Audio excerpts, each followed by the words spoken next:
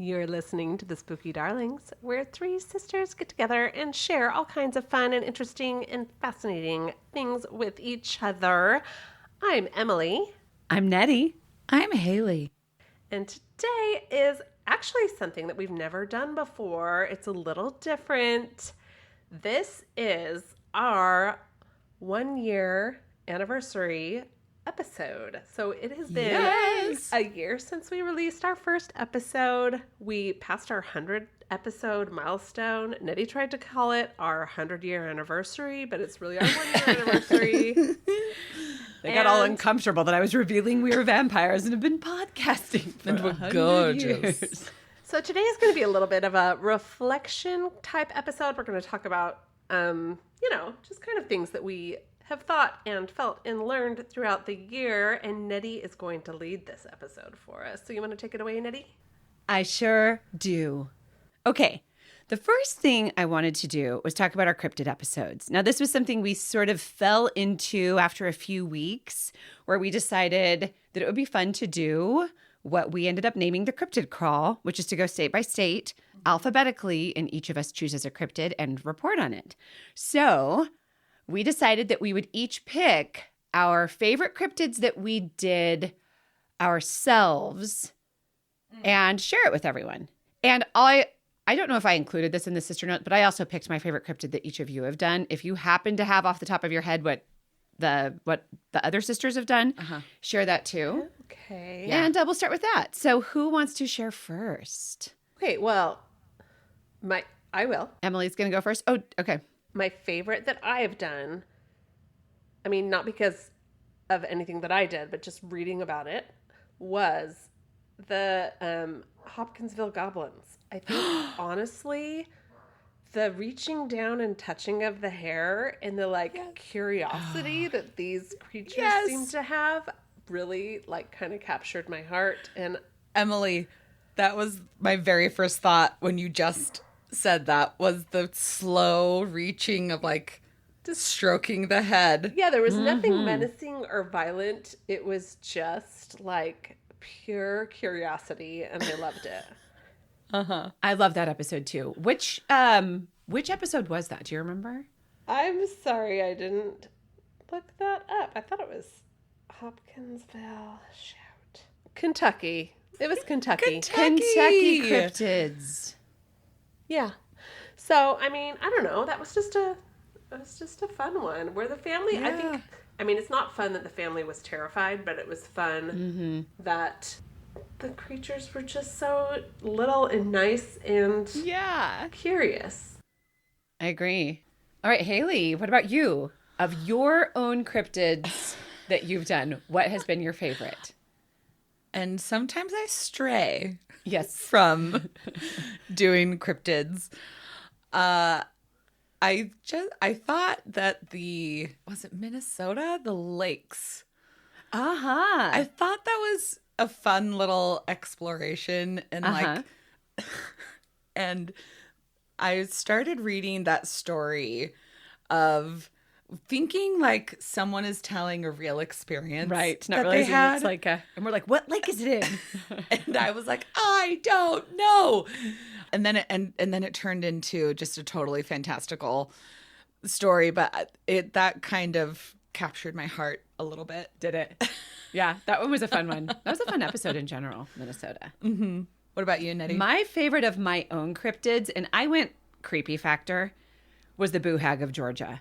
I think that there is nothing more terrifying than that beautiful ethereal woman who took off her skin. Just the picture of her, I don't know if you remember, but she would unravel her skin and take it off at night and then hang it in the closet, go out and do all the spooky stuff she did, sit on men's chests, very much like in a sleep paralysis style, like a sleep paralysis demon. And she reminded me, because we've all been watching Widow's Bay, she reminded me of the sea hag in Widow's Bay. I was like, this sea hag is basically the Boo Hag of Georgia. Totally. But instead of, there were so many parallels. She would scratch the men, but when she would take off her own skin, she would pick Do you remember?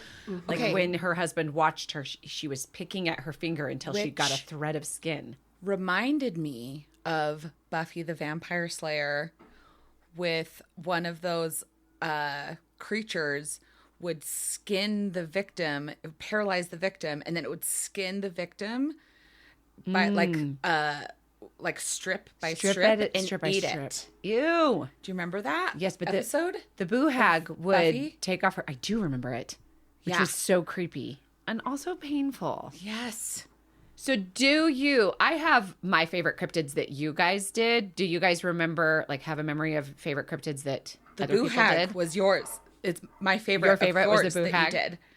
But also like a couple of the dog ones too. Yeah. There was so many dogs. So many states have dog cryptids. I was pretty fascinated by the oil pits. Emily, your Palmyra wolves Oh, yeah. is my favorite of yours. Sorry. Oh, thank you. I cut you off. No, you're good. I was fascinated by Nettie's oil pit squids. Me too. Yes. That. And then also... And that was from Illinois, I believe, the oil pit squids. Indiana. Nice try. Indiana. Oh, nice try. Yes, nice try. Nice. Nice try. And then, Haley, I think it's hard for me to choose between the batholith because saying batholith is really fun to say. Because I can't say it's so fun. I have to say I can't say it's so fun. It's so fun. Yes. The batholith and the piaffa bird. Those are both really fun ones. I just loved how So Haley piaffa bird is was the from Illinois. best. Yes, and the batholith was from Idaho.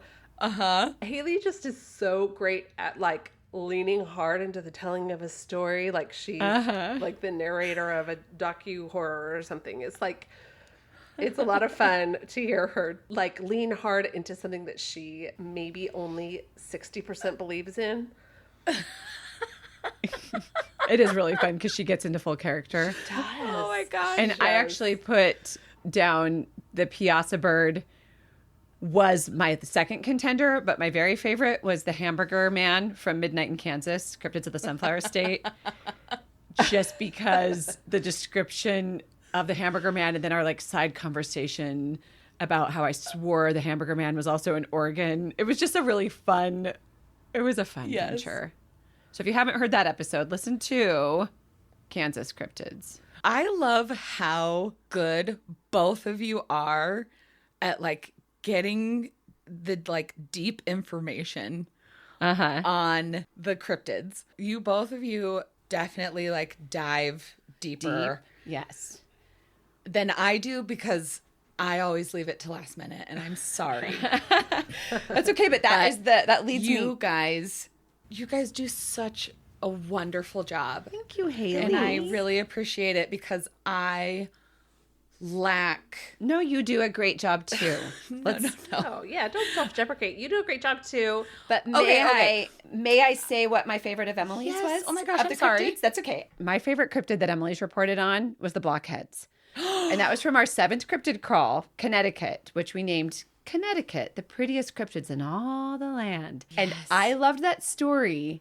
But what stuck out to me the most was that she had made the connection to a similar cryptid that, as far as we know, no one else has made that connection to the similar cryptids in England. Well, and didn't you get in touch with the authors? No, we got in touch with the authors of that of the Connecticut Cryptids book. And like you pointed that out to them. Yes. We asked them permission to use their mermaid sketch because I did the Lordship Mermaids because they had done that beautiful sketch. Yes. And they were very impressed by Emily's connection to the other blockheads in England. Yes, which were not called blockhead. They didn't call them blockheads in England, which was why we think the connection was never made.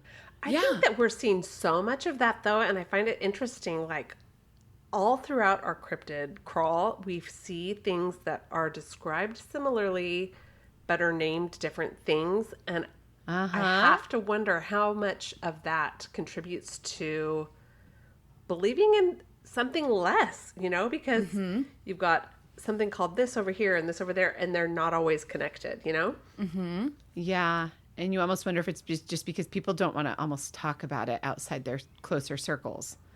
Yeah. Or like if we had only one word to describe something, like, you know, if every time somebody saw something like the blockhead, it was called a blockhead, then we'd be able to correlate them all. But like they're called different things. Do you remember what they called them In England? in England? I can find it. I have my notes somewhere. So while Emily looks for that, we are each going to talk about our favorite Maine episode. So these are our Tuesday episodes. I am going to go first, and I will say my own favorite episode and then my favorite of each of yours. Okay. And it was hard when I went through, because I spent some time last night looking through, and I was like, oh, that's my favorite of Haley's. Oh, no, that's my favorite of Haley's. And the same thing with Emily's. I was like, oh, I loved it when Emily reported on that.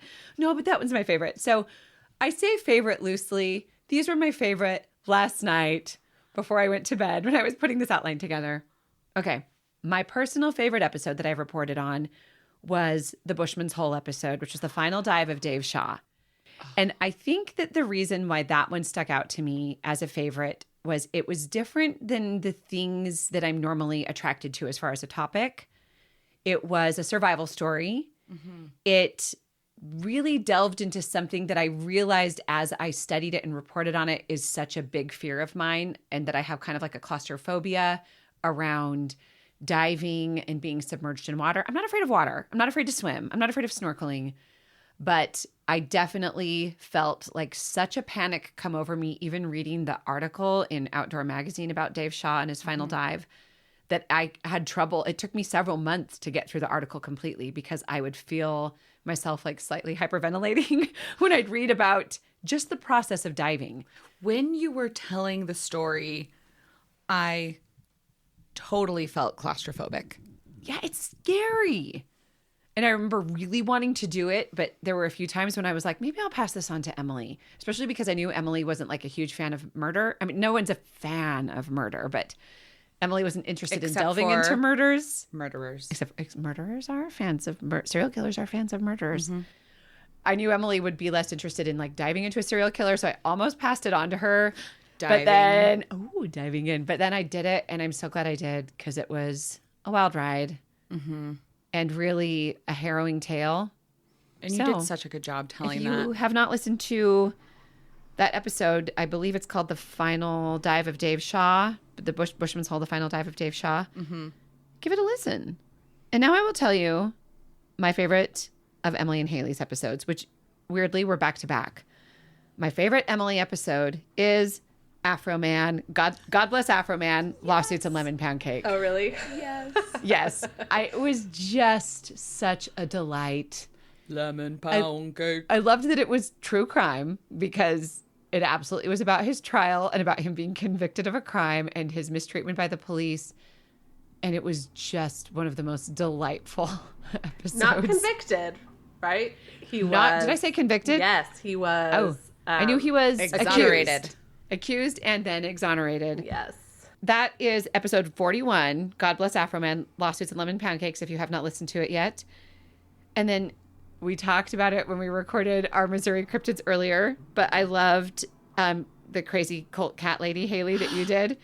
Cheryl Ruthven and the Cult of Eva's Eden. Yes, that was so good. It was so fun. I mean, it was awful, but also really fun to listen to, and just wild to me that so many people followed this woman and believed this woman. Hundreds. Yeah. Hundreds. And what she was able to get people to do. And she still has followers. Her children. It's so crazy to me. That one was just, it blew my mind. Yes. And those were my two favorites. So who wants to go next? Those were my three favorites of mine, yours, and yours.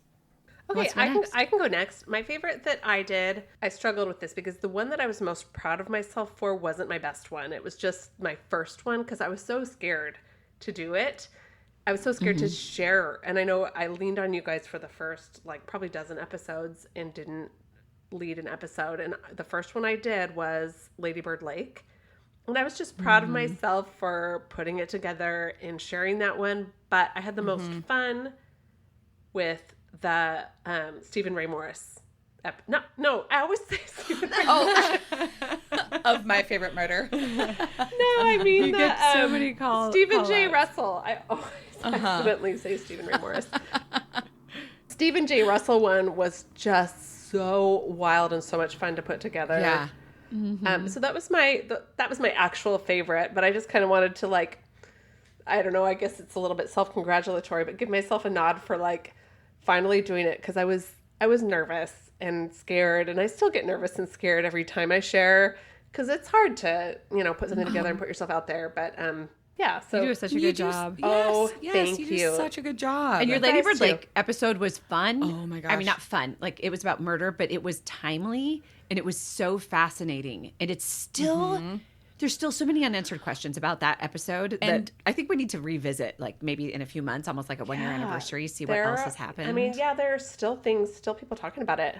I have had more than one client of mine who listens to our podcast talk about what a great job you did on the Lady Bird Lake. Oh, thank you.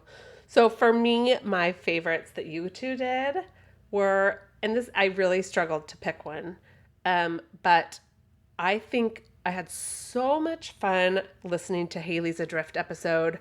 oh gosh, yes. I'd never heard that story, and it was just, I don't know. I think it was also one of the early episodes where I felt like we kind of like found our rhythm really, really well with the banter and with the balance of That was everything. a good episode for And sure. yeah, it was just a fun one. Aw. I loved Haley's storytelling on it. I loved that Oliver made that little visual for us with the mother flippin' fish. Right. Yes. Oh, the flippin' fish. Yes, that was Flippin' super, super fun. And then, Do you, go ahead. I was going to say, do you remember what episode number that was? Oh, that's a great question. By chance? 20? Adrift was, Maybe 9. I don't know why I feel like it was earlier. Oh. I can find it. Whoever's closer, 9 or 20, wins a prize. Oh, what's the prize? I don't know. A hug? Episode 9. It was episode 9. Oh my gosh, I won! I won the prize! It was episode 9. I meant from Emily. No, I'm kidding. So I struggled because I've loved so many of, and Haley, by the way, I had a hard time choosing between Adrift and the Enfield Hauntings, because that was those also were a so good. really great. It was 2 episodes, Aw, and that thank was you. really, really great. I mean, the more I looked back through all of our episodes, honestly, I just struggled to even pick the top 5. Yes. Just because I know I'm biased, but like I love the stuff that we've shared with each other, so it's super special. Yes. I agree with you on Enfield. It just felt like it was such a good flow. Haley's storytelling was on point. Her voices that she did, I would say that's we actually asked our parents to text us their favorite episodes, but they're busy today and haven't gotten back to us yet. But I think after that Enfield haunting episode, our dad called us and was like, "Can you believe Haley's voice acting?" He was so proud of her. Yeah, that was super fun. Thanks. And our parents are super busy today, but if they get back to us, we'll share what they say. I didn't want them to feel bad if they picked only my episodes for their favorites, so I Right. asked them to share a favorite from each of us. The joy. Mom and Dad, you can't just pick mine. I know you might be tempted. No, I'm totally Your joking. favorite child. But okay, so my favorite for Nettie was also super, super hard for me to choose, but I had to go with Candy Cane Park just because it had such a personal connection for all of us. Nettie shared stuff that none of us had heard about yet. And it was just such an amazing, well thought out episode. And Candy Cane Park was, let's see, what episode was that? It was in December. 21 is my guess. I'm just guessing. Yeah, good guess. You're good at it. You guess too, so we can see who wins. 22. Who wins a hug? I'm From Emily. 27.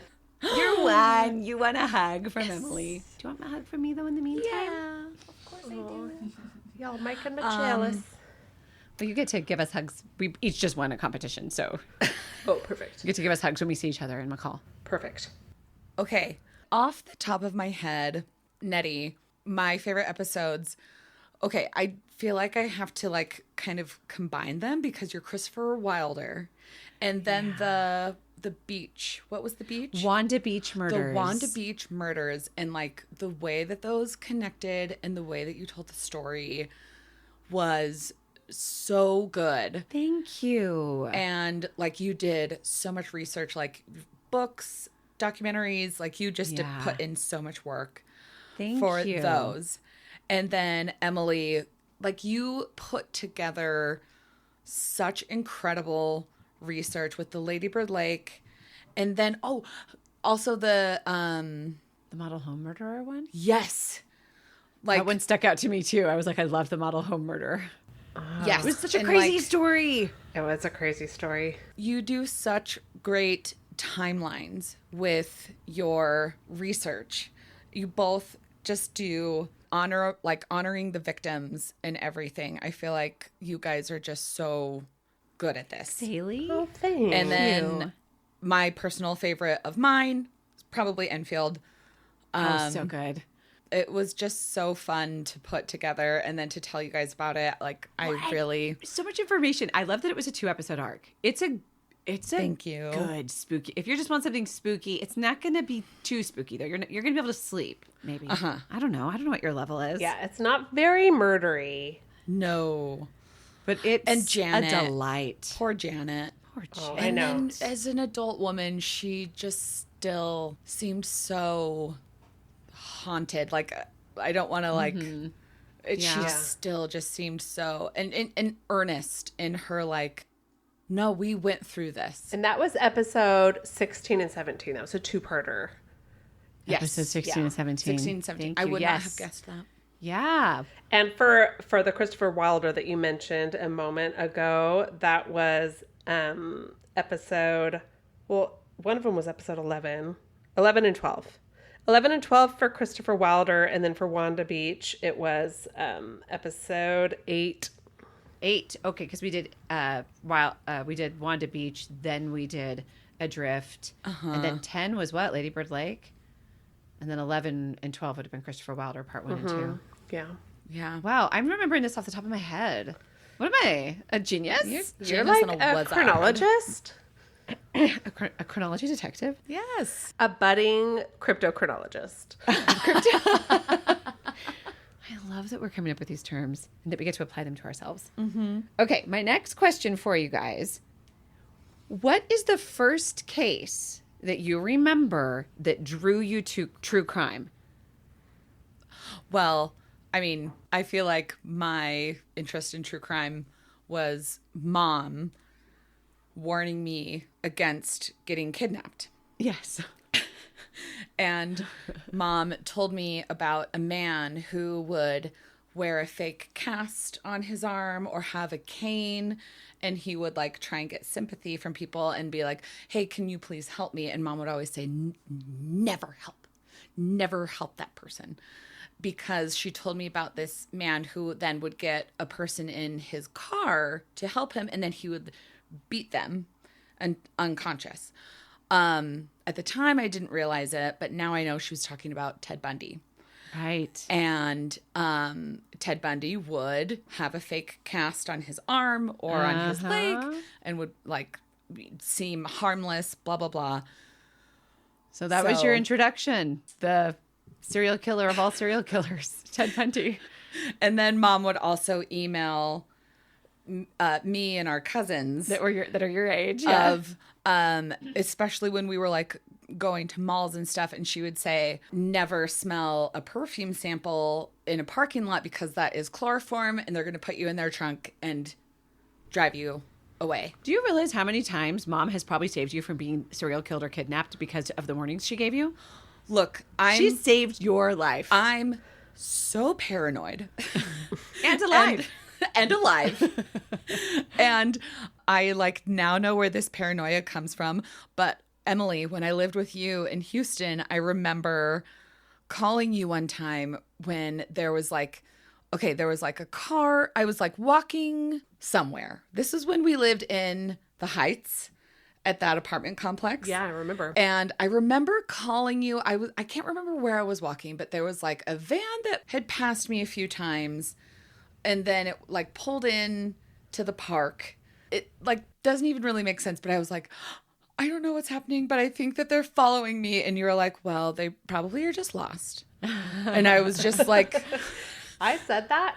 I think so. But I just was like, calm down, Haley. Convinced that they were like following me.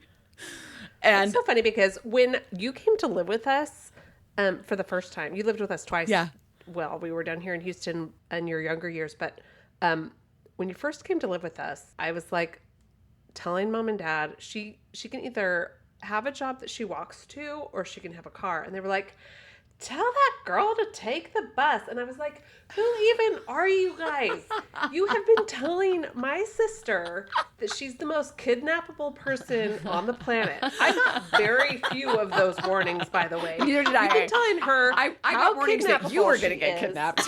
you both got warnings that I was going to be kidnapped. They're like, keep an eye on Haley. Everybody, they were always like, hey, watch your sister, Haley. Keep her away from kidnappers. I'm like a 5-year-old being like, okay. Like, yeah. Oh my gosh. Anyway, so yeah, I was like, I'm not putting Haley on the bus. I've already heard about how much you guys are worried about her being kidnapped. So I worked at Chatter's Bistro and then also at Star Pizza. Star Pizza. They were both literally across the street from the little apartment complex that and we had. They were actually great jobs for you at the time. They were wonderful. And you and Jordan still came and picked me up most of the time if I couldn't get a ride from a coworker. Anytime it was dark, I would come get you because, you know, I mean, yeah. I just want to say, I dare someone to try to kidnap you now. Haley, I don't think you'd have it. I'm difficult. Also, I really don't dare anyone. Please don't try to kidnap her. But I just think she would not be, it would not be easy. Look, if you try and kidnap me, I'm going to be really difficult. Yeah. Yeah. Listen, I've heard you go limp. Go completely limp. Flail. I flail. Also, I do that dead weight thing. She's very loud. Yeah. She's not going to be quiet. Yeah, that's what I mean by go limp. Yeah. I mean dead weight. If you don't make it easy for them to grab you. No. Also, if you scream and act crazy, that's already a deterrent. So if you just start off I'll just with be that myself. level of energy. You just be yourself. Exactly. Okay, so for me, my first true crime case that I remember, I was always interested.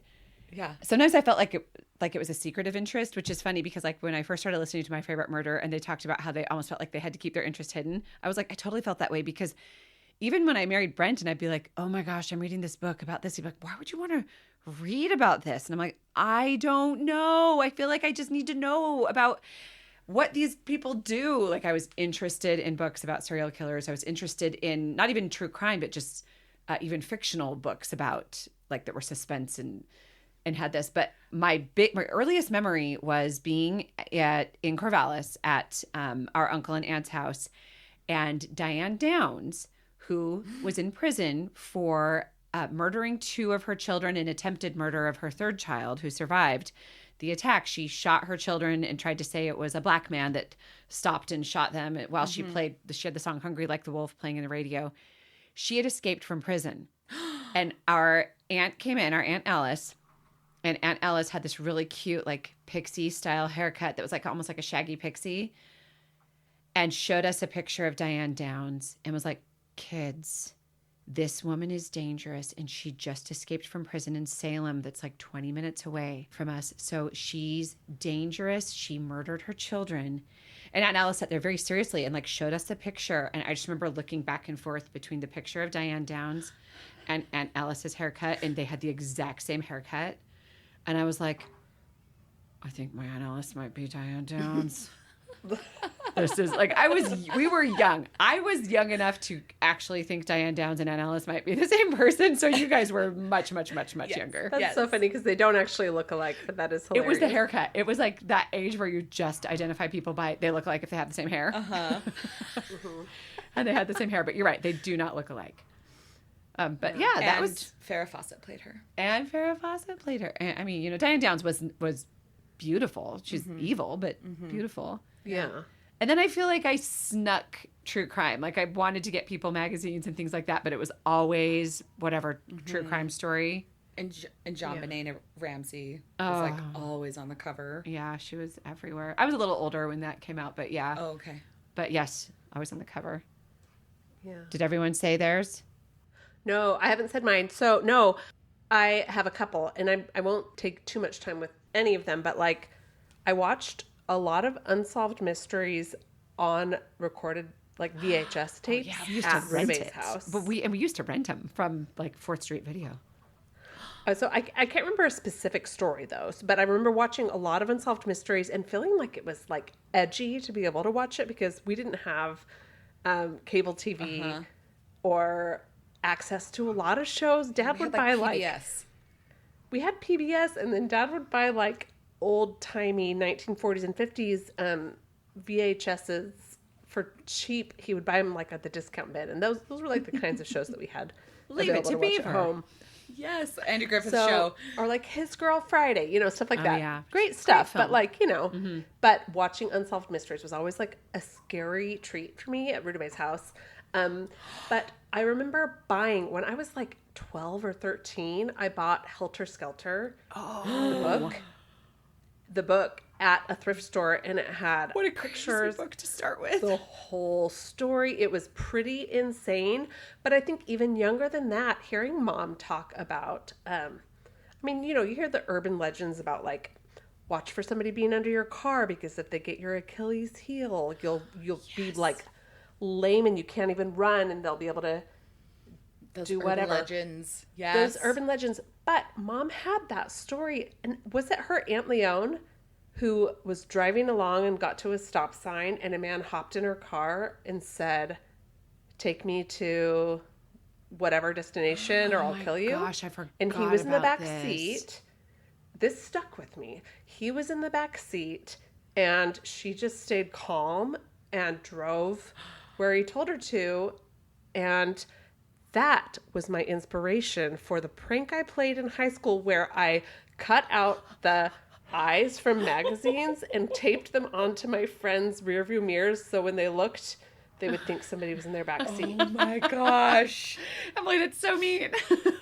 It is mean. I had forgotten about that story about Mom's aunt, which is funny because they always say never go to a second destination. So if it was Aunt Leon, and I think you're right, she's lucky because what the but also, go ahead. The recommendation is crash your car. You're more likely to survive a car crash, which will draw attention, especially if you're somewhere in public, than you are to survive actually going to the second location. They said find a tree, find an embankment, find something to crash into with your seatbelt on. I think that's really great advice. I know that it was supposedly at night, I think, and it was like off a rural highway. Oh, so what? So I don't know if there was anyone nearby. Wow. Yeah, I would say the crash your car recommendation would be where there are people, where it will draw attention. Probably not For sure. rural, but yeah, what are you supposed to do in a situation like that?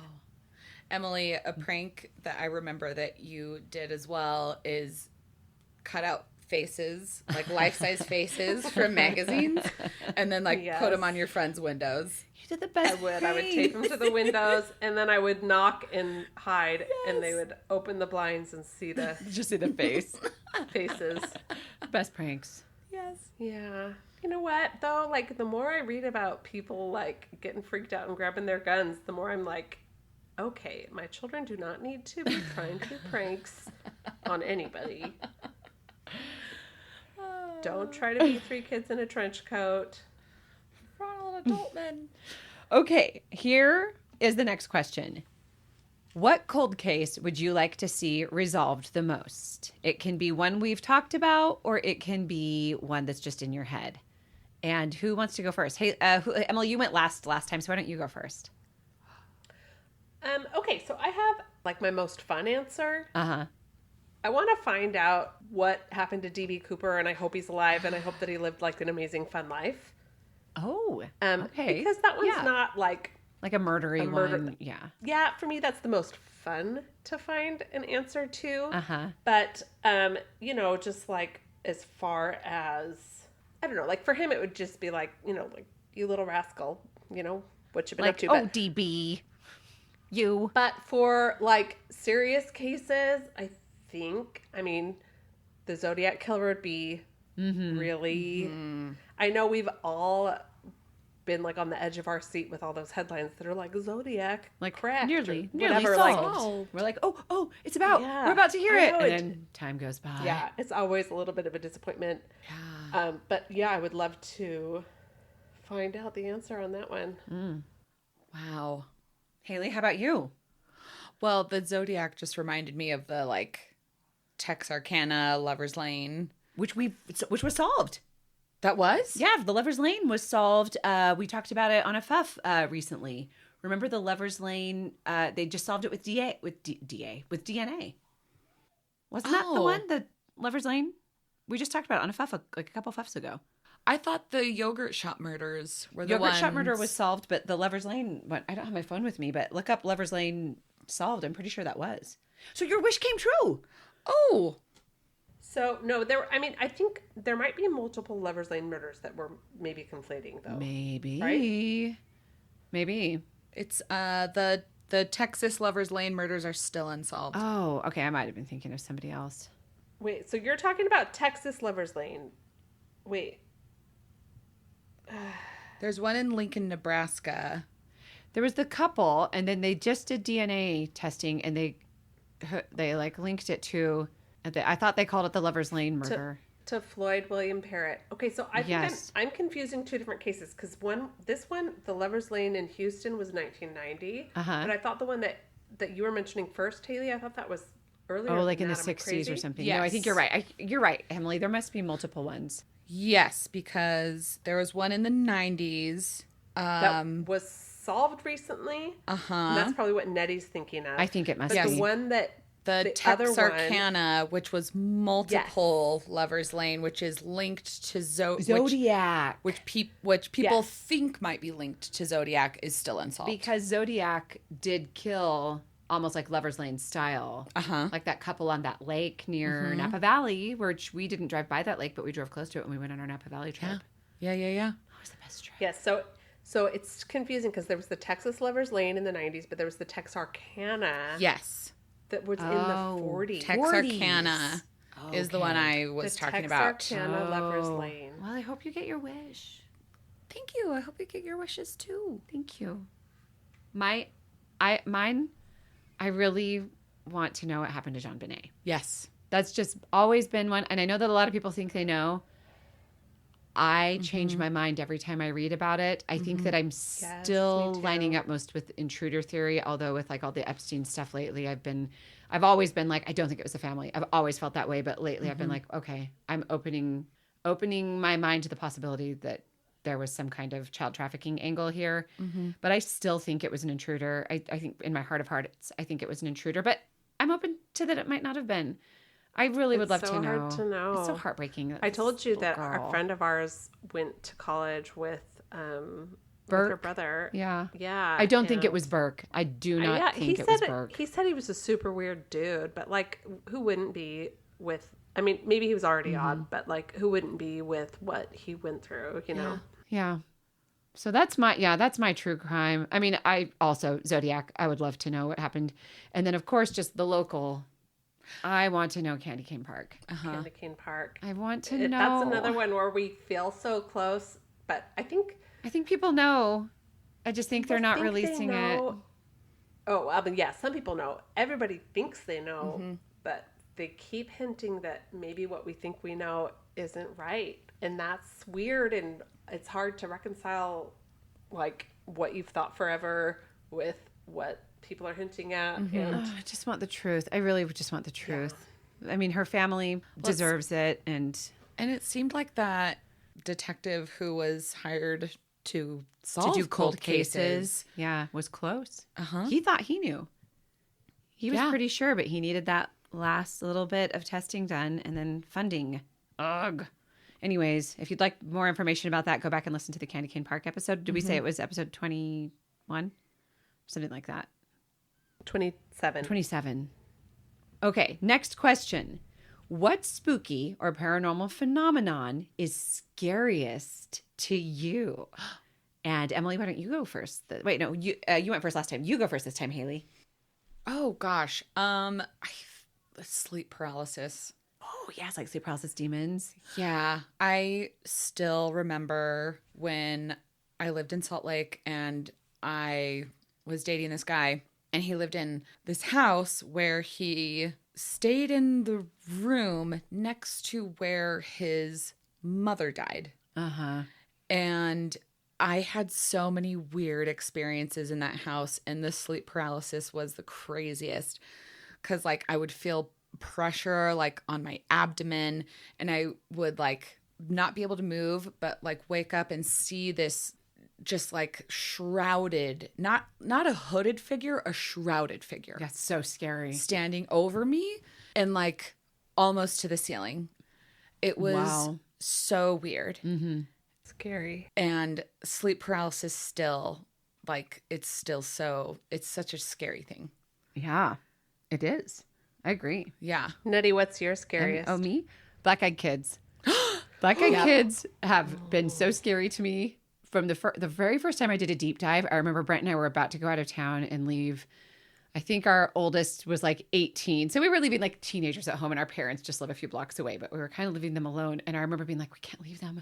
What if they answer the door and black-eyed kids are there? What if someone knocks? So I told them, I was like, now, if you get a knock in the middle of the night, even if it's a kid, you do not open the door. All right, you call the police or you call grandma and grandpa.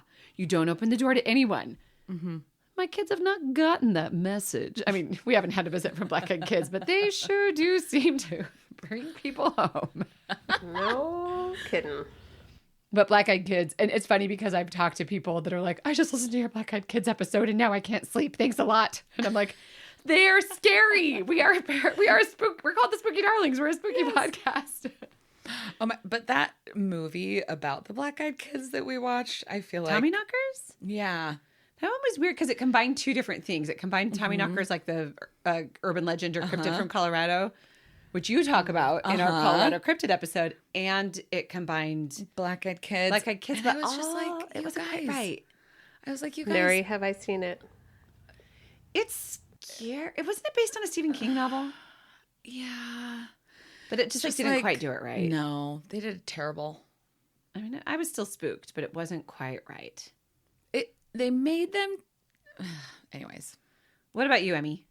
Okay, well, I mean, this was a hard one because I don't think they're real, but I'm always a little scared they're real, and it's zombies. Yeah. Because, I mean, first of all, imagine if your kid is turned into a zombie and they're trying to get you. What do? You're not going to, like, feel comfortable killing your zombie kid. Also, I don't know if you guys remember the bath salts phenomenon of Florida from West. Ate the person's face. Yeah, this was like Although Haley just cuts 20, to the chase. almost 20 years ago. Yeah, but they were like, it was like, you see this on the news. Somebody's like got superhuman strength. The police are shooting them multiple times and they're still charging at the police and they're trying to bite people and eat their faces. I remember seeing this on the news and I was like, the zombie apocalypse is here. I called Jordan. I was like, pick up some shotgun shells and some water. And he didn't even hesitate. He picked up shotgun shells and he brought them home. And he picked up a bottle of water. He was like, I got you, girl. I'm going to protect you from zombies. No, I didn't even talk about the zombies. And he was like, okay, I got the stuff you asked for. What's going on here? And I told him, and he was like, we don't own a shotgun, though. You know that, right? And I thought we did. We don't. You're like, we're Texans, Jordan. How can we not have a shotgun? We had some sort of small gun that I thought was something else that we don't even have anymore. But I love that he just went and got it. He did. He just did exactly what I asked. He's like, questioning me, which I've been waiting for my wife to ask me to pick up shotgun shells. Amazing. And then we laughed so hard later, like after the panic for me passed. I was like, what did you think I was going to do? Like stand in the top window and like throw shotgun shells at whatever's coming my way? Get away. And he was like, I did not know for even a second what you needed these for, but I just got what you asked for. This reminds me of when you told him you were hearing strange sounds and you called him and he had his friend come and check and it turns out there were squirrels in your attic. Yes, that did happen. That did also happen. Oh my god. Yeah, so zombies would be the scariest. Well, do you remember we were at one of our relatives' funerals, but we were together and we were in Albany gassing up a car. I'm pretty sure we were all together. And there was a lady stalking across the gas station, like right towards us, that looked like a full zombie. And we were all like, what's happening? What's happening? Oh my gosh, what is going on with that lady? She was clearly on drugs, like in hindsight. Yeah. But it was shortly after this bath salts events had happened in Florida. And we had this moment of panic in the car where we're like, what's happening? What's happening? That lady, she just like was like zoning in, like coming right towards us. And she just looked completely unconscious, but her eyes were open and she was like just lumbering, like she wasn't in control of her body. Yeah, do you remember this? Like, I remember you talking about it. I feel like you were there. Probably because I there? told you. I thought you were all there. How could I have been In a there, though? car. The bath salt stuff happened when I was like, had already had Charlie. And Yeah, it was at a funeral of one of our grandparents. Oh my gosh. That's why I said we were all together. Oh my gosh, I do Albany. remember that. Yes, it was Grandma Grandpa. Rampton? It was No, either Grandpa it was or Grandpa Grandma. Rampton's. Yeah, Grandpa it was Grandpa Rampton's Rampton. funeral. oh, I was like a kid. Yeah, you would have still been. Well, you would have You been were like like 18 or 19. 18 or 19. When Grandpa Rampton died? Maybe it was Grandma Rampton. When Grandpa Rampton died, Emily and I were both married. When I got married, you were graduating from high school. You were a senior. When Grandpa died, we were both married because Jordan and Emily had to extend. Like a child. Jordan and Emily had to extend their trip. They were visiting us in LeGrand. And remember, Lee Baum at the time came over because we weren't answering our phone and Jean was trying to call us. And we weren't answering our phone. And we're like, oh my gosh, Lee. And she goes, your dad's dead. And we all go, our dad's dead? Because we just had watched him go to bed. And she goes, I mean, your dad's dad is dead. Your aunt's been trying to call you. And so we woke up our parents. We were all in the living room, kind of just like messing and hanging around. And then so I just remember Jordan was like, okay, we'll extend our trip. We'll go to this funeral. That's right. And I remember when Grandpa Rampton died, like being like 12. I had been married for at least 2 years when Grandpa died, and I got married in 2002. So you're thinking of somebody else. Yeah. Yeah. I remember like being a child and like putting my hand on their dead body, and it was like very cold and it was super weird. Is there someone else that died when you were young, or is it just because you've always been a big baby? Yeah, maybe I'm a big baby. Grandpa died in I got married in 2002. I think Grandpa Rampton died in like 2004 or 5. I'm trying to find his obituary to just confirm it, but... So you would have been like 18, 19, 20, sometime in there. Because I had babies, and I don't remember if... I feel like Emily and Jordan might have had Charlie at that point. But maybe you guys were just newlyweds and didn't have Charlie yet. Grandpa was born in 1904, and he died when he was 99, so he died in like 2003. He died in 2004. He died in 2004 before he turned 100. He was just a few months. He was in his 100th year, just a few months shy. Who am I thinking That's right. of when I was like a child and like touched their hand? Uncle Ray Davidson? Maybe. Yeah, maybe Aunt Flo's husband. Yeah, you might be thinking of Uncle Ray Davidson. You would have been a little girl because I was in high school. I was like 17 when Uncle Ray Davidson died. Be thinking of that then. Uh-huh. Wow. Yeah. I just want to say, just really quick, not to pivot from this arc, but if we're talking about being scared of certain spooky phenomenon, I know that I said zombies, but if ghosts are real, They are. I'm a little bit scared not scared, I guess offended that they aren't talking to me at all. Did it occur to you that they are and you're just like blinders? Yeah. I feel like you're No, really... it did not occur to me. Emily, it's hurt my feelings that I'm not visited by ghosts too more often. You've had a lot. You guys have both had a lot of paranormal experiences. You have too, though. Remember that you just were like, I don't want to talk about this, but I did see ghosts this one time. Mm-hmm. And then you're like, but I never wanted to tell anyone. What are you talking about? That time you saw the faces at the window. Those weren't ghosts. What were they? Were they? Yeah, those were ghosts. What did you think they were? It never occurred to me that they were ghosts. You thought they were real people? No, it was post-excavation.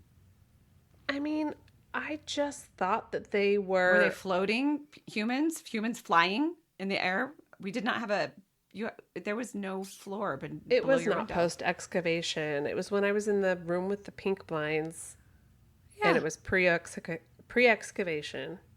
I thought it was post. For listeners wondering, we scooped out our backyard and made a daylight basement. And we didn't find any dead bodies. Unfortunately. That we know of. Listen, I thought that it was when we still had the one level. Oh, maybe it was. Backyard. And what I saw, it never occurred to me that they were ghosts. Oh, I thought it was ghosts all this time when you told us about it. I thought it was like people or something scary, but it never occurred to me that it was ghosts. Well, guess what? Guess what, Little Miss Haunted? Wait, but this story I thought always was after we had the backyard excavated, because I thought that you were like, and it was impossible that there were people standing outside of the window because the ground was gone. Listen, we do talk about this in a previous episode, and it's one of our first 12, so we have to go back and re-listen, and we'll find out what Emily recalled then versus what she recalls now. I won't do it. I will. Okay. I think it was probably on our Shadow People episode, because I think that was when I would have brought it up. Episode number 1. Which was the first episode. That'll be easy to listen to. That's the first one. It never occurred to me that the shadows I saw through the Venetian blinds were ghost shadows. Ghosts don't even leave shadows. You guys see, nothing that you're saying makes sense. Shadow people aren't actually shadows. They're forms of people. Shadow people aren't ghosts.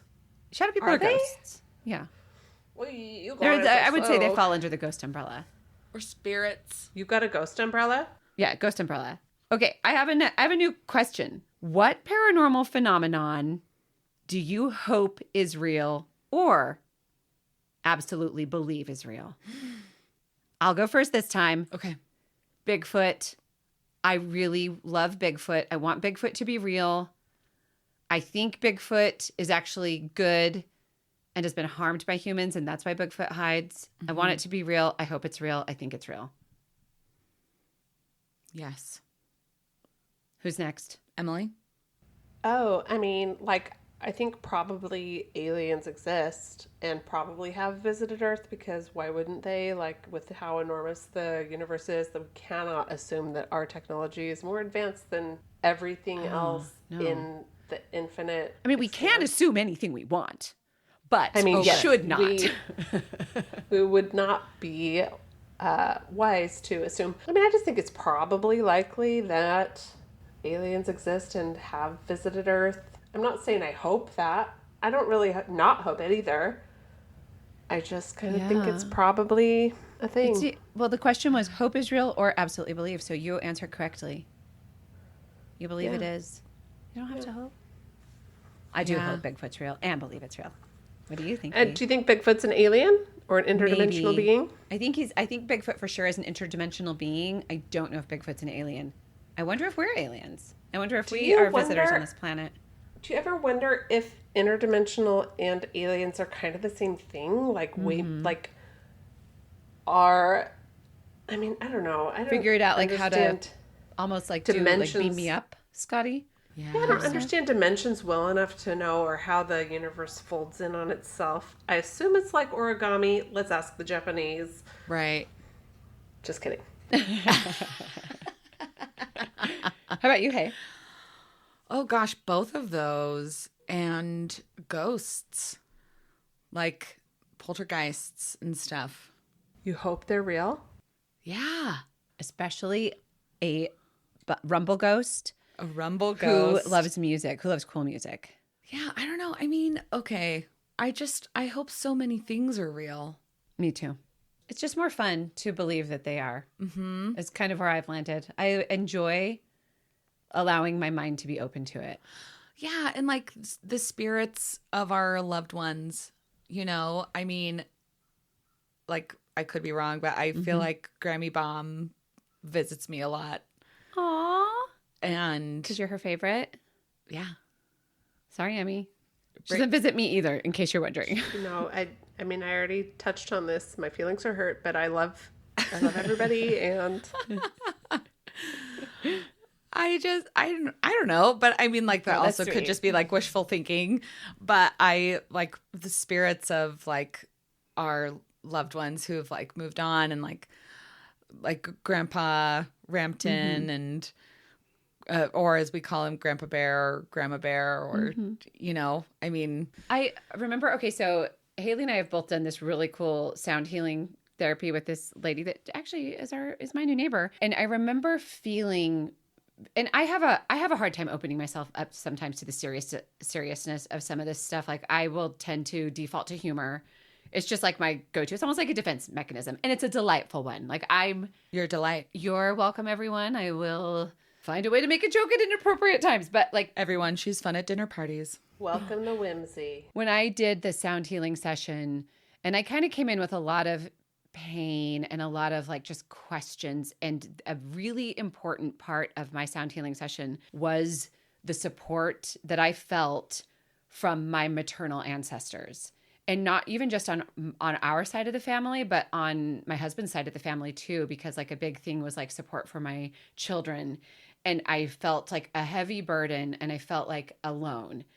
And it was like what my eyes were open to was that there is just this web of feminine support from Brent's side of the family and from our side of the family that was carrying more than I realized.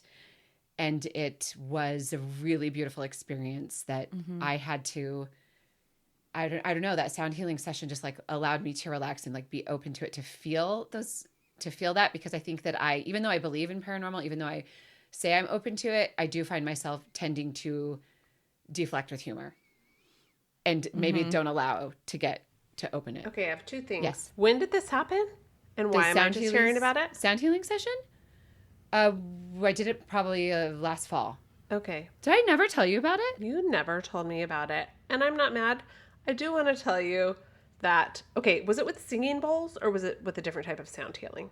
Singing bowls, but I'm certain I told you about it. You did not tell me about it. But there was a woman in Malaysia when I lived there who was doing singing bowls and sound therapy sessions. And she, for one of our fundraisers, she offered her service to auction off. And to my girlfriends, I was like, hey, let's buy this. Let's go do it together. And my friend Renee was like, girl, there is no way you and I are going in there and not just like giggling the whole time. Like, we cannot put that lady through this. You never told me about this? You never told us about this. 1000% told you about it, which is why I'm devastated that you didn't tell me about your sound healing. I'm certain I did. Did Haley tell you about her sound healing? No, I did. you didn't. Yes, I did. I guess I blocked it out, ladies. Yes, I Oh did. my gosh. Yes. Okay, you're right. It was, anyway. Okay, next question. And it's future note to self.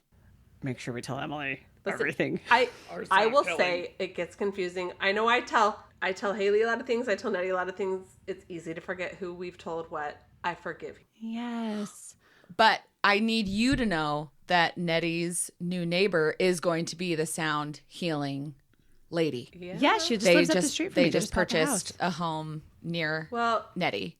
Yeah. So come visit and do a yeah, sesh. I mean, cool. Tell her I don't care. I got my own singing bowl. I'm going to heal myself after Right. this in a minute. Right. So, Okay. I'm gonna send her that clip. Next question. What true crime or paranormal case has fascinated you most this year? It doesn't have to be murder. It can be anything that's just caught your attention this year that is true crime, paranormal, or anything under the spooky umbrella. okay. Who wants to go first? Me? Do you want me to? You go. Okay. My answer, gosh, I'm sorry, guys. I have two answers for everything, it feels like. No, I love two answers. I want them both. Mm-hmm. I have two answers too, actually. The Houston Bodies in the Bayou. I can't Jeez, stop yeah. watching it. It reminds me so much of the Lady Bird Lake situation. Police are insisting there's nothing to see. It's just so insane. Like, there have been, like, in the last just like few years, there have been over 200 bodies retrieved from the Houston bayous. And that it's just wild. I'm not saying that's one person at work. at like a serial killer that has killed that. Like that would be so prolific. But there's something wrong. What it is I can't say, but there's something wrong. And then the other one that it's worth examining. Yes, exactly. It's worth at least acknowledging that statistic is not normal, right?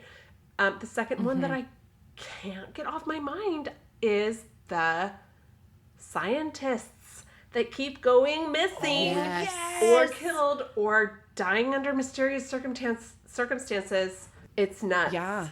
Well, did you see I think I shared it to the sister chat, how they found that one woman's body. We talked about it on a and they found a gun but they just recently, since the FUF, they found that she had no bullet wounds. Her body had no bullet wounds. She also took her medicine with her. She wasn't medicine and toothbrush. It was not like somebody that was going off to quickly end their life or something. She was leaving with stuff to survive for at least a time. Yeah. It's wild. So yeah. Wild So that would be Emily. Those I'm those so are glad my you said both two. of those. Those are fascinating. What about you guys? Okay, I'll go next. Okay.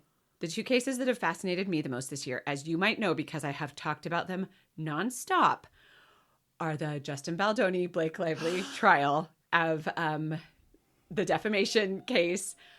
I am 100% Justin Baldoni camp. I know there are people who think that Blake Lively was sexually harassed or was targeted. Anyone I do who not thinks think that she was. I don't think you're looking at the evidence. Exactly. And I think there's just way too much to show that this was a planned, very carefully planned takedown of Justin Baldoni. And I feel like Blake Lively still is behaving completely unreasonably. And I think that she has also just ruined her career. I don't think she's going to make a comeback. I think that she's so delusional that she thinks somehow this will all blow over. And it's just not going to. And I think she's also... I mean, and I don't want to put it all on her. I think her husband's been like right there in check with her. I think that his career has been damaged irreparably. Yeah, the Mint Mobile commercials on podcasts, it's not his voice anymore. Oh, I sometimes hear his voice and I skip it immediately, but I will listen to other commercials. But it's so wild to me, and it's been interesting to follow. It's been a really interesting examination into power in Hollywood and dynamics. And then the other case is, you can probably guess it, the Karen Reed trial. Yes. Over this past year, and especially with this new stuff happening with Michael Proctor having a panic attack and having to leave court because of his own shitty behavior. That man is a monster. That man... And it's not never should have been in law enforcement. He's a racist, he's a misogynist, and he's dishonest. All of that should disqualify someone from working in law enforcement. Law enforcement should be our best, our brightest, and our most fair. And the people in that police department, and I don't think it's just there. I think that this is probably just like we're putting a magnifying glass on this community. This happens everywhere. Maybe not LeGrand. I love my community. This happens, and I love the law enforcement, like in power, in our community. Power, like that quote, absolute power corrupts absolutely. You know, do you know how I know that quote so well? Because it's in Newsies. It wasn't Spider-Man. Newsies. I didn't think so.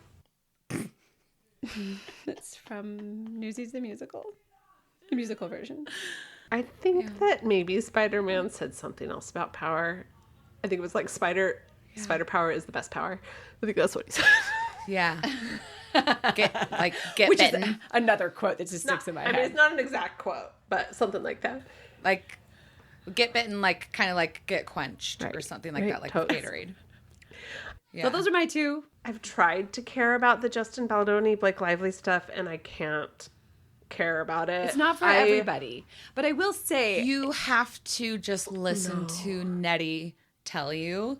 Because I've heard her tell me a lot about it. I care about what she tells me. What about me telling you about the Secret Lives? That's exactly the same thing. I care about it. Shit. I love how you both share with me stories with passion. And I love hearing it from your point of view. I just don't really feel invested in, I think we both hear you. We need to keep telling you until you love it. What needs to happen, Emily, is what happened with me when I was like, no, Nettie, Blake Lively is the victim. And then Nettie gave me that look.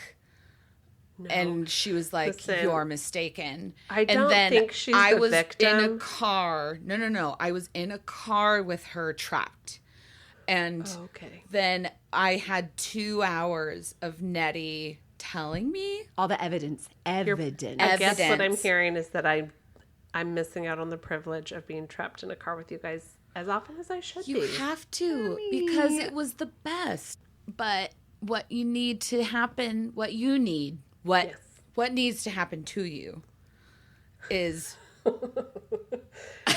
I'm really sorry for all of that. Is you need to be in a car with Nettie. And then Nettie just tells you all of it. Do you remember because now I know Blake Lively's wrong. Do you remember how Haley was not a fan of the musical Miss Saigon? Do you remember? Oh, and then I had her trapped in a car to a Yellowstone. Do you remember how Emily? Do you remember how your husband hadn't heard us sing? He didn't Phantom of the Opera. We didn't even need a CD. We just sang the whole musical. Listen, the devastating thing is that did not convert him to being a fan of the Phantom of the Opera. Oh, listen, okay. We got to try again. Is what I'm hearing. That's exactly what I'm hearing as well. Listen, you can try to convince him to be a fan of whatever you want, Nettie, but he might miss a turn and he might not get to the hamburger place that we're trying to go to. Oh, shoot. Yes. You know what? He had too much confidence in my ability to navigate, and I had too much confidence that he didn't need my navigation because my husband never needs my navigation. Help at all. So, okay. Yeah. Mine is the Epstein files. Oh, jeez. And just everyone that is not arrested. It's devastating. Yeah. Wild. And did you see this new stuff about what's the Vintin? What's the website? Oh, Vinted? It's and how they're selling children. And it is so clearly children. It'll be like newborn. I mean, it's just, I don't even want to say the things it says. It's so clear. It's awful. Newborn, obedient girl, 3 years old. Like it will say things. Yeah, like and for $30,000. Like it's so disgusting. It's disgusting. Can do this. And how can this be just real? Because you guys? It's so awful. Like I can't even wrap my head around it. Like, did the Wayfair thing turn out to be real? I think the Wayfair thing was real, and then I think they found a new way to do it through Vinted. And just because Epstein is dead does not mean that this shit has stopped. No, he was There's just a new Epstein. Yeah. It's just like how Epstein kind of took the place of Ghislaine Maxwell's father, Robert Maxwell.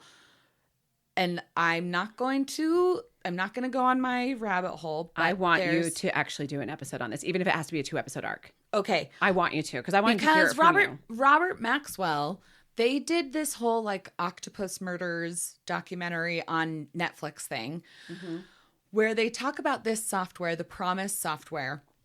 If you need to know what the Promise software is, just look it up. Robert Maxwell is the person who fucking distributed this software, and they don't talk about it in the documentary. And it's so infuriating because that is important. They're just covering stuff up. I don't even know anything about this. That reporter, Danny, who was looking into this, they've just totally throw him under the bus. And it's just, this Epstein shit is connected to so many things. See, this is what I need in a 2-episode arc from you. Okay. No, keep talking. But it's like, you are the one. Thank you. Well, thank you. And if you, follow Becca Day, Bekah Day, follow Becca Day. She and like a group of people, they do these deep dives, and they come with receipts. And I'm going to stop tapping on the table. I'm so sorry. Okay. Those thumbs are just Haley being passionate. We can't edit them out, though. I'm so sorry. She saw me looking at her like this. I'm so sorry. I'm just like, it's okay. And it's okay.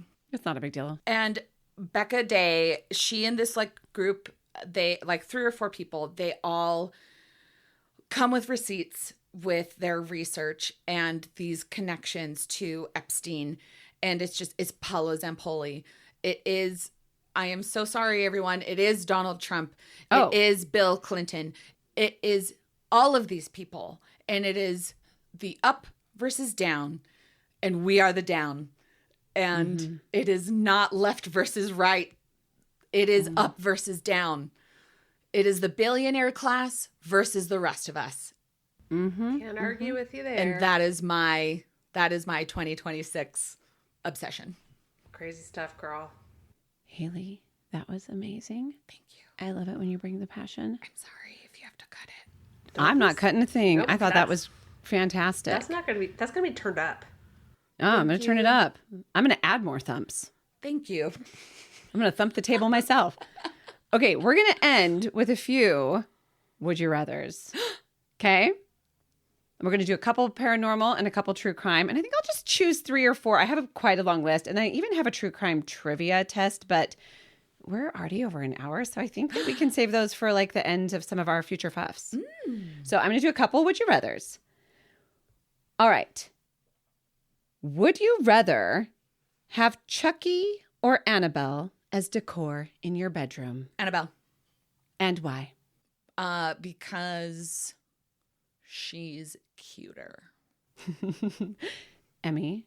I would say Annabelle because I actually had almost that exact doll growing up. I had the Raggedy Ann doll that looked just like Annabelle. It would feel like home. Oh, you did have a Raggedy Ann doll. And Andy, I think Mom and Dad still have both of those dolls. Emily, now that I know you want it, I'm going to get them for you. Hooray. It's funny because when I pictured this, I wasn't thinking real Annabelle. I was thinking movie Annabelle. Yes, me too. But when Emily said Raggedy Ann, in my mind, I'm like, no, movie Annabelle. And I'm like, no, actually real Annabelle. Because why would we go movie Annabelle? I don't know if I'd choose Chucky or Annabelle because I watched the Annabelle movies more recently. And I didn't lore. realize not choosing was an option. Well, I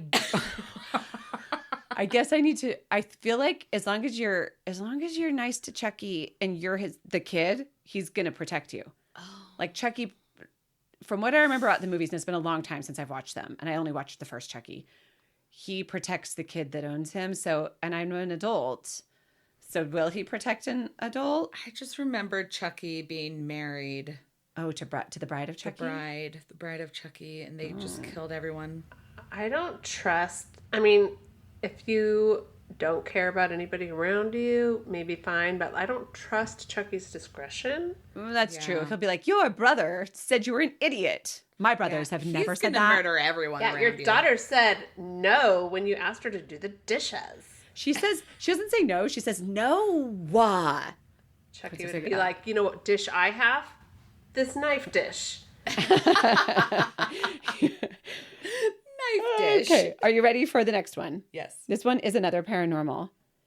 Would you rather be turned into a werewolf or a vampire? Vampire. Tell me this, and this has always been a confusing point for me in werewolf lore. When I turn into a muscly werewolf, do my clothes come back on me when I turn back into a human? According to my version of Jacob in Twilight, no. Emily, you're constantly shirtless. I choose vampire. I also choose vampire, although because I believe in reincarnation, I don't like the idea of not getting to live a different life. I actually want to die eventually. And so I feel like werewolves are not, what's the word where you live forever? Not Immortal. Immortal. Yeah, werewolves aren't immortal, right? It's just vampires. Yeah. But werewolves live. I don't think werewolves die of old age. I think they die of a silver bullet. Or violence in general. Yeah, silver bullet. Violence. Also, and vampires die too. Vampires can die too. Like, back to your earlier point, I choose neither. Oh. I'm sorry. I forgot to say that wasn't an option. I did choose Chucky. Oh. Okay. Would you rather be a crime scene investigator processing a complex crime scene or a profiler getting inside the mind of a criminal? We're on to true crime. We're on to true crime now. Profiler. Emily? Profiler, mainly because I get distracted easily. I'd be super worried I'd accidentally cross-contaminate this crime scene. Somebody would yell at me. I'd be devastated.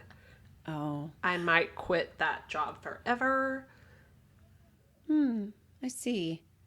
So I choose my profiles. Profile. Yeah. Well, I was thinking I'd like to do crime scene investigation just because I love the idea of working in a spiral, and I feel like I pay so much attention to detail that they'd be like, okay, you actually don't have to take that many photos. They'd be like, wow, you're too good at this. I'd be like, thank you. And they'd be like, however, you've let too much time pass and now the blood is dried and we can't actually get a clear pattern. They're like, way to go. You really Jeanetted all over this. And I'd be then like, they're like, could you please not move in? I'd be like, joke's on you. I filmed it before I started taking still photographs. Murder solved. Not by me, though. By these two, my profiling sisters. Yes. We're a trio. Thanks for listening, you guys. Emily, do you have some stats for us? I don't know why I'm suddenly putting it on you. Yeah, I do have some stats for us. So we're so excited for, every milestone that we hit. We've passed 100 episodes. We are now at our 1-year anniversary. As I joked earlier, Nettie called it our 100-year anniversary. What? 100 episodes, 1-year anniversary, halfway through our cryptid crawl. We have reached 25 states. Well, if this release is Tuesday, it will be Friday. We'll be halfway through our cryptid crawl. We're at creeping up on 15,000 downloads. We what else do we need to share? Yeah, I mean, I think those are the main things. We have listeners in 94 countries. We have listeners in 1,241 cities. Wow. And we are just pleased. We're pleased to have one listener. We're pleased that we have even more than that. So it's exciting. Do you guys remember when we reached 100? And how excited we were? Yeah, I do. It was like reaching 100 downloads was amazing. I just couldn't believe it. And I just wanted to say thank you so much to those of you that have tuned in and listened and enjoyed. Just like put up with us kind of starting this journey and getting better at it. We hope we're getting better. And we'd love to hear from our listeners. We always love to hear from our listeners. We'd love to hear episode ideas. If there's something you want to hear about, please send us an email or find us on our DMs and social medias. If you have a correction, we're open to corrections. If you have something that you think that we, need to reflect on, we're always open to growth. We got a few emails at the beginning from, remember we had some people email about like how they found true crime stories like in their family history. Those were so much fun to read. Yeah. Even if you think the story's small, we would love to hear about it. We'd love to share it with our other listeners. And it doesn't have to be true crime. Sometimes people hesitate to share their stories, or they think that we're, that we have too many. We love hearing every single person's story that reaches out to us. So please always share. This has been such a fun journey doing this creative project, but really, listeners, you are the reason we do this. We love making something for you to listen to. And can I just say a thank you to all of our families for putting up with us and the time it takes. I mean, I love it because we get to be together, but we also want to recognize our husbands and our kids that this does take time away from them. Yeah, they're fine. Whatever. They're fine. Yeah, they're fine. But thank you. But at the same time, thank you. Just kidding. You're okay, and thank you. I appreciate the support. My kids are so sweet. Julia carries around a water bottle with a Spooky Darling sticker on it. My family, every single one of my family members has a Spooky Darlings magnet on their car, and they're all just like, those parts of the support are really special, and they're always really generous with being understanding about the time we take to record and to research and everything. So I do. I really do appreciate that. I do too. They're quite wonderful. Thank you for doing the social media, Emmy. Oh yeah, you're welcome. Yeah. And you manage the emails. Thank you. Do my best. Yes. Thank you, Haley. Nail it. For editing with me. Yeah, you guys are awesome for... I do nothing. No, that's not true. You guys both take on a lot of time. You do. I know it's gotten better. We've all gotten better at it, and it takes less time now than it did, when we started out. But it's a lot. a lot that we've all done. So thanks, But as everybody. we've realized with the past couple episodes, every time we feel like we've solved it, new problems arise. We have to figure out other stuff. But I just love it. I love doing this project with you guys. I would not change it. It has been so fulfilling to spend time with you, to work on something, to do. It's hard. Yeah. But it's so fun and enjoyable. And I just am excited for another year of Yes. it. Too. So Me thanks. too. And I believe you are taking us out, Haley. Thank you for listening. We are the Spooky Darlings, and you can find us on social media at the Spooky Darlings Podcast on TikTok and Instagram and YouTube. And email us at thespookydarlings@gmail.com with all of your spooky stories or even your non-spooky stories. We want to hear it all. And find our merch at thespookydarlings.printful.me. And we love you. Goodbye. Thank you. Bye. Goodbye. 5 stars. 5 more years of podcasting with my sisters. Yes. Oh, 5 years, yes. Yay! I hope 500 years. I want to celebrate our 100-year anniversary. Okay, I'm going to stop recording.